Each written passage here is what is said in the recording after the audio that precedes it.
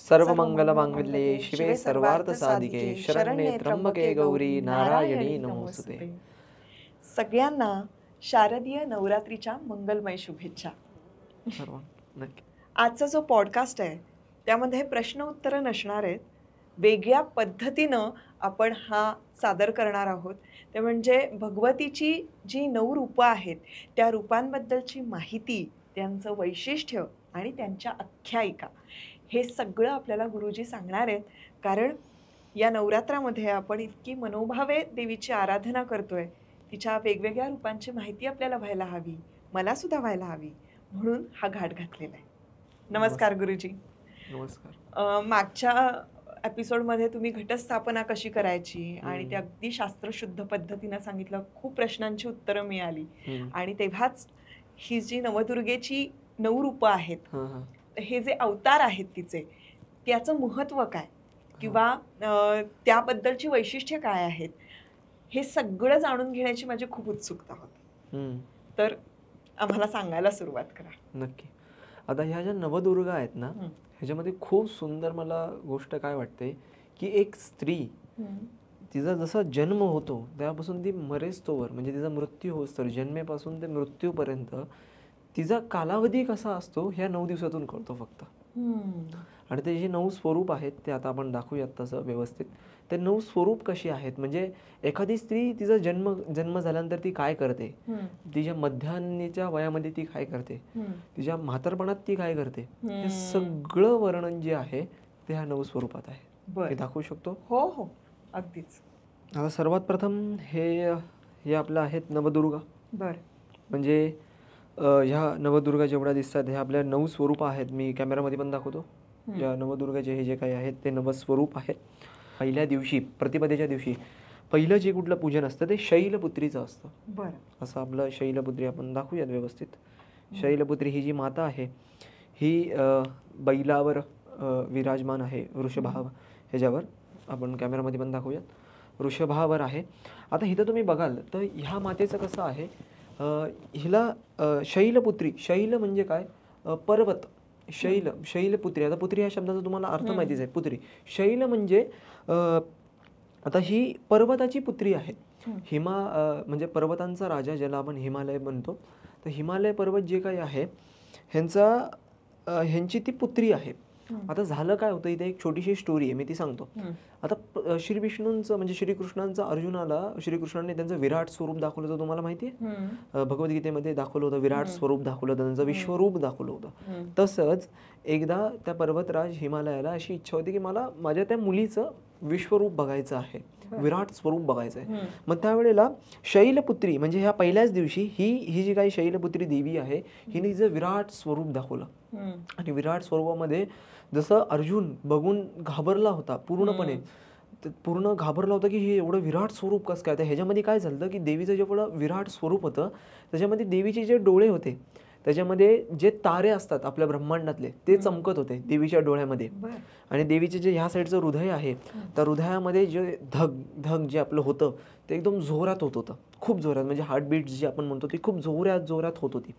आणि इथे जे काय होतं ते संपूर्ण विश्व तिच्या हृदयामध्ये दिसत होतं. म्हणजे भगवती आई कशी आहे की तिच्या अख्ख्या हृदयामध्ये तिने संपूर्ण विश्व ठेवलंय आणि ते सगळं विश्व दिसत होतं. आणि ते विश्व पाहून म्हणजे एवढं विराट स्वरूप, एवढे मोठे भुजा, एवढं मोठं, त्यांची उंची अक्षरशः म्हणजे अख्ख्या त्यांच्या फक्त छातीमध्येच त्यांच्या पूर्ण हे दिसत होतं, म्हणजे त्यांना विश्वरूप दिसत होतं. कारण याला आपण एखाद्या ट्रान्सपरंट प्लॅस्टिकची पिशवी कशी म्हणतो तसं दिसत होतं. त्यामुळे इथं हा भेद नसावा की कसं दिसतंय, वल्गरिटी नको. त्यामुळे इथं कसं दिसत होतं की ते कुठे ना कुठेतरी पूर्ण ब्रह्मांड कसं धड धड धड धड करतं तसं ते दिसत होतं. आणि ते विराट रूप पाहून, असं विश्वरूप भगवतीचं पाहून हिमालय स्वतः जे काय आहेत त्यांचे पिता आहेत ते घाबरले. आणि आता हे स्वरूप कसं आहे लक्षात घ्या. सर्वात प्रथम हे स्वरूप आहे नवजात मुलगी, ही नुकतीच जन्मली आहे. एखादी मुलगी जी नुकतीच जन्मली आहे. आता ह्या मातेच्या हातात त्रिशूळ आणि कमल आहे, त्रिशूळ आहे आणि कमल आहे मातेच्या हातामध्ये. आता त्रिशूळ आणि कमल ह्याच्यामध्ये तुम्ही बघाल तर त्रिशूळ हे संहारण्यासाठी, राक्षसांना, दैत्यांना मारण्यासाठी आपण त्रिशूळाचा कुठलेही देवी देवता यूज करतात. कमळ कसं आहे, कोमल आहे, आता एक नवीन बाळ जो जन्मलाय तो कधी कधी एखाद्या आलेल्या व्यक्तीला लाथ पण मारतो पटकन कुठेतरी, जा मी रडायला लागतो, मी नाही येणार तुझ्याजवळ, आणि तोच तो कोमल होतो, गोड दिसतो, रडतो, म्हणजे रडण्याच्याच पद्धतीमध्ये तो दोन गोष्टी पण करू शकतो, किंवा तो एकदम कोमल आणि गोड वाटतो म्हणून लोक त्याच्याकडे जवळ पण जातात. मग ही जी स्टेप आहे किंवा हे जे पहिलं स्वरूप आहे हे आहे एखाद्या स्त्रीचं जन्मण्याचा पहिला दिवस किंवा जन्मण्याचा तो एक म्हणजे नुकताच जन्म झाला आहे आणि तो जन्मण्याचा कालावधी आहे किमान एक 5 ते 10 वर्षाचा, असं आपण पकडून चालू एक 10 वर्षाचा. हा आहे शैलपुत्रीचं स्वरूप. त्याच्यानंतर आपण बघतो ब्रह्मचारिणी. आता हे ब्रह्मचारिणी स्वरूप आहे.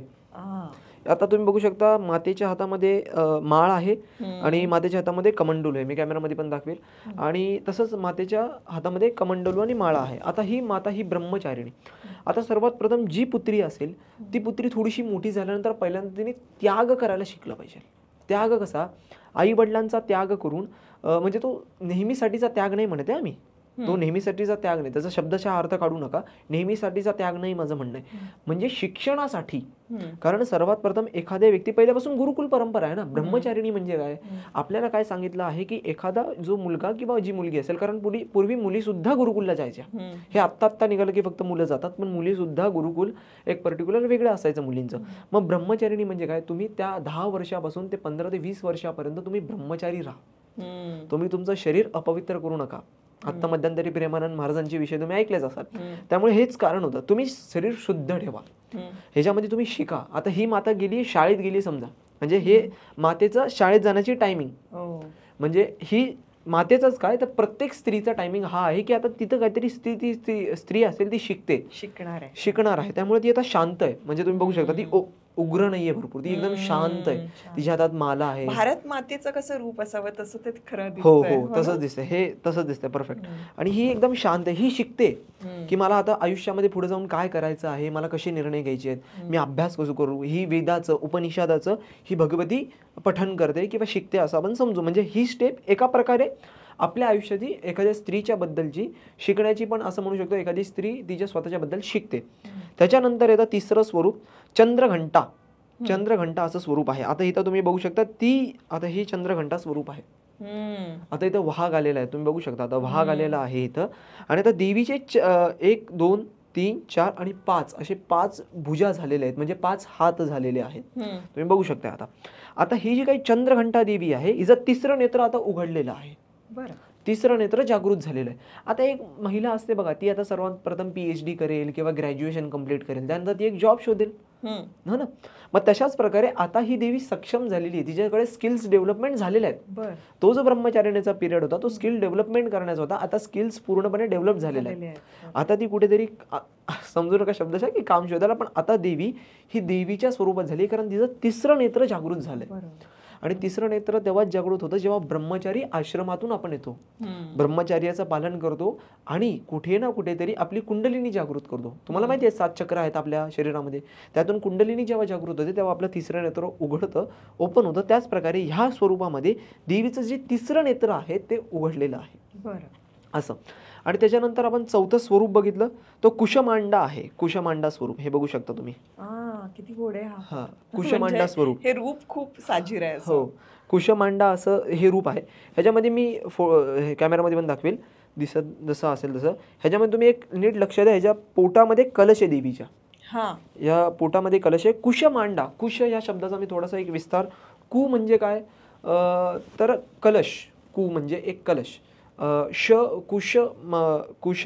आता कुशमांडाचा पूर्ण एक कु म्हणजे एक कलश, आणि मा म्हणजे ऊर्जा, आणि अंडा या स्वरूपाचं माहिती. अंड म्हणजे आता स्त्रीचं जरी आपण ह्या विषयावर बोलू, स्त्रीच्या अंडाशय वगैरे हे विषय आहेत की त्याच्यातूनच एक नवीन उत्पत्ती वगैरे होते. त्याच प्रकारे आपण बघत असाल आपल्या पूर्ण पुराणांमध्ये सगळीकडे वर्णन आहे की भरपूर मुलाचा जन्म हे मडक्यातून झाला आहे. आता मडक्यातून कसा, ह्याचं मी आणखीन एक उदाहरण देतो. तुम्हाला माहिती असेल रावणाची पत्नी मंदोदरी, मंदोदरीचं लग्न बिभीषणासोबत झालं होतं. हे तुम्ही बघाल तर ती तिची वहिनी आहेत, पण मंदोदरी केवढी मोठी प्रतिव्रता आहे की तिचं योनीतून जन्म नाहीये, तिचा मडक्यात जन्म झालाय. म्हणजे पूर्वीचे जे काही जन्म होते, जे मंत्रोच्चारणी व्हायचे ते मडक्याच्या आतमध्ये व्हायचे. त्याच प्रकारे देवीच्या पोटाशी म्हणजे गर्भाशी एक कलश आहे. आता ही देवी एक पोटामध्ये गर्भवती आहे आणि आता हिच्या पोटात एक मूल आहे. असं तिची ती स्टेज आहे. म्हणजे इथं देवीचं लग्न झालेलं आहे असं समजून घ्या. म्हणजे ती स्किल्स डेव्हलपमेंट करून झाली. आता कुशमांडा स्वरूपामध्ये देवीच्या पोट जी आहे ती आता गर्भवती आहे. आता तिथं ते स्वरूप आलेलं आहे. म्हणजे कुठे ना कुठेतरी देवीचा कलशाच्या थ्रू हे दाखवते.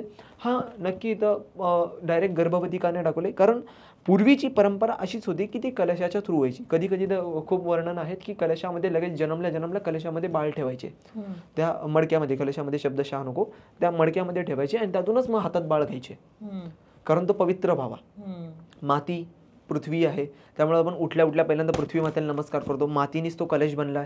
मातीत तर डायरेक्टली नाही ठेवू शकत आपण, पण तेच कलशामध्ये ठेवला किंवा त्या मडक्यामध्ये ठेवला, कारण प्रथम माता ही पृथ्वी लगेच होते. कारण आपण पहिल्यांदा पृथ्वीवर पाय ठेवतो म्हणून बोलतो समुद्र वसने देवी पर्वस्थन मंडले विष्णुपत्नी नमस्तुभ्यम पादस्पर्शम क्षमस्ममे. आपण सकाळी उठल्या पहिल्यांदा ही क्रिया करतो, कारण आपल्याला हे माहिती आहे की ही माता आहे आपली, आपण मातेवर पाय नाही देऊ शकत. त्यामुळे पहिल्यांदा जन्म कुठून असेल, उत्पत्ती कुठून असेल, तर ही कलशातून. माता ही भगवती गर्भवती आहे. त्याच्यानंतर ही जे काही आहे स्कंद माता, 5वी जी आहे ही स्कंद माता आहे. स्कंद, आता इथं तुम्ही मूल झालेलं आहे, इथं मूल झालेलं आहे. हो, आता हे किती रिप्रेझेंट करतं आत्ताच्या स्त्रीला सुद्धा ना. हो, हे पूर्ण स्त्रीची लाईफस्टाईलच आहे असं समजा. हो, स्त्रीची, मी आधीच म्हटलं, स्त्रीची लाईफ कशी आहे हे पूर्ण दर्शवतं. आणि हे इंटरेस्टिंग आहे भरपूर ऐकायला पण. आणि तुम्ही नीट बघाल तर इथं तुम्हाला एक पुत्र दिसतोय की जे एक साधारणतः 7 मुख आहेत. 7 मुख आहेत तुम्ही बघत असाल. आणि ह्याला स्कंद माता का म्हटले? स्कंद म्हणजे कोण? तर स्कंद म्हणजे कार्तिकेय स्वामी, त्यांना स्कंद म्हटलं इथं. म्हणजे आता जसं प्रत्येक व्यक्तीचे एक असं कोणाचं गोड नाव असतं, कोणाचं मूळ नाव असतं, तसंच कार्तिकेयचं नाव एक स्कंद. ती स्कंदाची माता म्हणजे ती स्कंद माता. तिथं तुम्ही बघाल ही माता आता ऊर्जावान झाली, कारण आता तिला पुत्र झालाय, आता तिला ऊर्जा आली. मी म्हटलं होतं बघा मागच्या ह्याच्यामध्ये, ज्या वेळेला मातेला एक हे येते की तिला पुत्र होता, तेव्हा ती ऊर्जावान होते, तिला ताकद येते. ही माता सिंहावर विराजमान आहे. तुम्ही नीट बघत असाल तर ती सिंहावर आता विराजमान आहे. म्हणजे याच्या आधी तुम्ही बघितलं असाल तर ज्या वेळेला आपण इथं जातो कुशमांडापर्यंत ती भागावर आहे, त्याच्यानंतर ती सिंहावर आली आहे. हे सुद्धा नीट लक्षात घ्या की ती आता, आणि तिथे सुद्धा तिच्या हातात बघा फक्त कमळ आहेत, म्हणजे ती कोमल आहे. लाईक आपण काय म्हणतो की कारण एक वर्णन आहे बघा, कुठलेही भगवंत हे कधी सुद्धा कोमलता दाखवतात, एक प्रेम दाखवतात, मातृत्व दाखवतात. आता हे मातृत्व तिच्या चेहऱ्यावर पण दिसतंय बरं का. नीट बघाल तर तिच्या चेहऱ्यावर सुद्धा ते मातृत्व भाव दिसतंय. कारण आता हे जर आधी चालतं इथं बघा, थोडं कुशमांडाच्या मध्ये देवी स्थिर आहे, थोडीशी स्थिर आहे. त्याच्यानंतर त्याच्या मागे चालतं हे बघा, इथं उग्र स्वरूप आहे, कारण ती त्या पॅशन मध्ये की आता मला एक नवीन सुरुवात आहे, मला काहीतरी करायचंय. चंद्रघंटाच्या पोझिशन मध्ये देवीचे नेत्र थोडेसे असे रागवलेले आहेत, आता मला काहीतरी नवीन करायचंय, मला करून दाखवायचंय. आणि त्याच्यानंतर ज्या वेळेला ती आता ती शांत आणि आनंद, तिचे एक स्मित हास्य बघू शकता तुम्ही, तिचे स्मित हास्य जे आहे ते दिसतंय आता देवीचं. आता हे झालं 5वं स्वरूप जे स्कंद माता आहे. त्याच्यानंतर कात्यायनी 6वं स्वरूप जे आहे कात्यायनी, हे कात्यायनी स्वरूप आहे भगवतीचं. आता हे कात्यायनी स्वरूप, आता हे मध्यस्थी स्वरूप आहे. मध्यस्थी स्वरूप म्हणजे कसं मी म्हणेल तर आता इथूनच मेन सुरुवात झाली. कात्यायनी स्वरूपामध्येच भगवतीने सर्वात प्रथम दुर्गेचं स्वरूप घेतलं. बरं, आता ह्याच स्वरूपामध्ये कात्यायनीमध्ये ही देवी खूप उग्र झाली आहे, आणि ह्याच स्वरूपामध्ये महिषासूर मर्दिनीचं संहार केला देवीनी, मारलं देवीनी. म्हणजे तुळजाभवानीचं खरं स्वरूप कात्यायनी ते हेच समजून घ्या, कारण तुळजाभवानी ही महिषासूर मर्दिनीला मारतात, पण हे ते उग्र रूप आहे, पण हे सौम्य रूप आहे. यस, तुळजाभवानीचं स्वरूप आहे असं समजून घ्या. कात्यायनी ही कात्यायनी माता, हातामध्ये तलवार, आणि यस हातामध्ये तलवार आहे, आशीर्वादाचे 2 हात आहेत, एक कमल आहे. तुम्ही नीट बघाल तर मी ह्याच्यामध्ये पण दाखवतो दिसत असेल तर तसंच. आता इथं तुम्ही नीट बघाल तर हातामध्ये तलवार आहे. ह्याच मातेने आता इथं सुद्धा मातेचे 3रं नेत्र जागृत आहेत, आणि आता ही माता ऍक्टिव्ह आहे भरपूर. आता ही माता ऍक्टिव्ह कशी आहे की ती आता कोणीही त्या मुलाला त्रास दिला, मी ह्याच्या आधीच्या पॉडकास्टमध्ये पण बोललो की जर का एक गाय असेल आणि तिच्या वासरूला कोणतरी धक्का मारतंय तर ती सहन नाही करणार. म्हणजे एखादा वाघ येतोय किंवा कोणी सिंह येतोय म्हटलं तर ती सहन नाही करणार, ती कुठे ना कुठेतरी चिडण नाही, ती त्याला जाऊन कुठे ना कुठेतरी मारायला जाईल किंवा त्याच्यावर प्रतिवार करेल. त्यामुळेच तसंच की इथं सुद्धा ही माता आता क्रोधित आहे, आणि याच स्वरूपामध्ये मातेने महिषासुराचा संहार केलाय, म्हणजे त्याला मारलेला आहे याच रूपामध्ये. आणि इथून आता चालू कसं होतं की कुठे ना कुठेतरी बघाल की आता माता थोडी थोडी थोडी थोडी आता शक्तिशाली होत चालली, आता तिच्याकडे ताकद येत चालली. पण मला गुरुजी तेच वाटतं की ज्या वेळेला आपण आई होतो ना, त्यामध्ये त्यानंतर स्त्रीमध्ये ती ताकद येते. हो, जिथे ती म्हणजे जितकी ती सॉफ्ट असते किंवा जी स्वतःसाठी लढत असते, पण जेव्हा ती आपल्या बाळासाठी लढते त्यावेळेला ती मर्दिनीचं सुद्धा रूप घेऊ शकते. हे कुठेतरी असं संबोधित होतंय. नक्कीच, कारण वर्णनच आहे. कात्यायनीपर्यंत जेव्हा आपण येतो तेव्हा देवीची ताकद वाढते, देवी प्रचंड शक्तिशाली होते, ताकद वाढते. आणि आता त्याच्यानंतर कालरात्रीचं स्वरूप, कालरात्री जिला आपण काली माता करून संबोधलं जातं, म्हणजे आपण काली माता म्हणतो तिला कधी कधी, कालरात्रीचं स्वरूप, कधी कधी आपण तिला काली माता असं करून म्हणतो. आता हे कालरात्रीच्या स्वरूपावरती ही गाढवावर बसलेली माता आहे. बरं. आता याच स्वरूपामध्ये मातेच्या हातात आता तुम्ही बघाल तर एक तलवार आहे वेगळ्या प्रकारची, कुऱ्हाडी प्रमाणे समजा, आणि एकामध्ये हे हाडच आहे पूर्ण, जे हातात आहे ते हाड आहे, आणि दोन्ही हाताने ती आशीर्वाद देते. या मातेला तांत्रिक लोक सुद्धा जास्ती पूजतात, कारण ही काली माता आहे म्हटल्यानंतर. या काली मातेचं स्वरूप पाहता तिचे केस पहा आधी, तिचे केस एकदम असे उग्र आहेत, प्रचंड उग्र आहेत, आणि ते केस एकदम उग्र आहेत. आता तुम्ही जे काही आहेत, जे लोक ह्याची भगवतीची सेवा करतात, आणि ही माता ह्याच्या फोटोमध्ये तरी तुम्हाला असं दाखवलंय की त्यांनी वस्त्र घातलेत, पण या मातेने वस्त्र बिलकुलही घातलेले नाही आहेत. ही पूर्ण नग्न आहे, पूर्णतः नग्न आहे. आणि याच स्वरूपामध्ये सर्वात प्रथम शिवशंकरांवर पाय दिला गेला मातेचा, ते हेच स्वरूप. आणि ह्याच स्वरूपामध्ये राक्षसाला मारून राक्षसाचं रक्त पिणारी हीच ती माता, जी आपण बली देणं म्हणतो, तर ह्या मातेला आवडतं.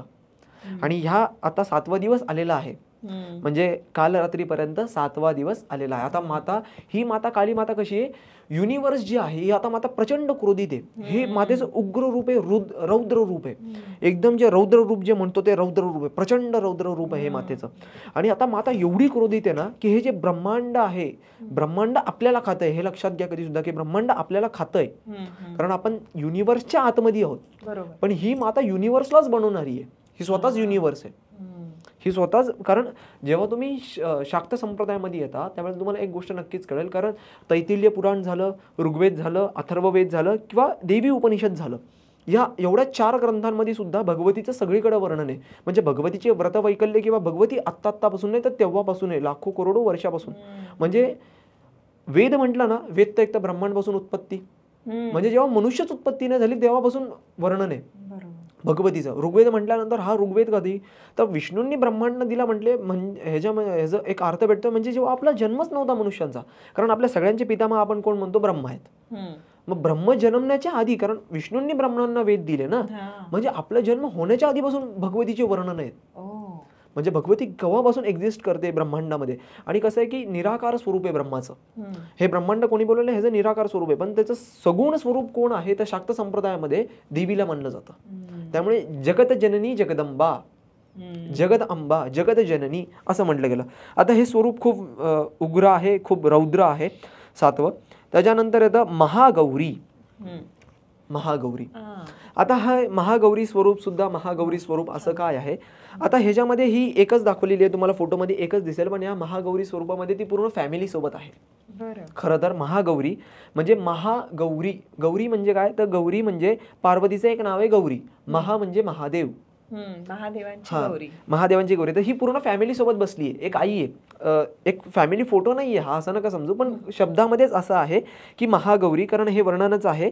आता इथं ही त्यांच्या खरं तर ह्याच्यामध्ये पूर्ण महागौरी या स्वरूपामध्ये त्या दिवसामध्ये देवी शिवशंकर, कार्तिकेय स्वामी, गणपती आणि स्वतः असे ते पूर्ण फॅमिली एकत्र आहे. कार्तिकेय स्वामी येत नाही बरं का जास्ती देवीकडं, मी मागच्या ह्याच्यामध्ये सांगितलंय, पण सुद्धा तिथं कार्तिकेय स्वामी सुद्धा आहेत, आणि गणपती सुद्धा आहेत, आणि त्यासोबत शिवशंकर सुद्धा आहेत.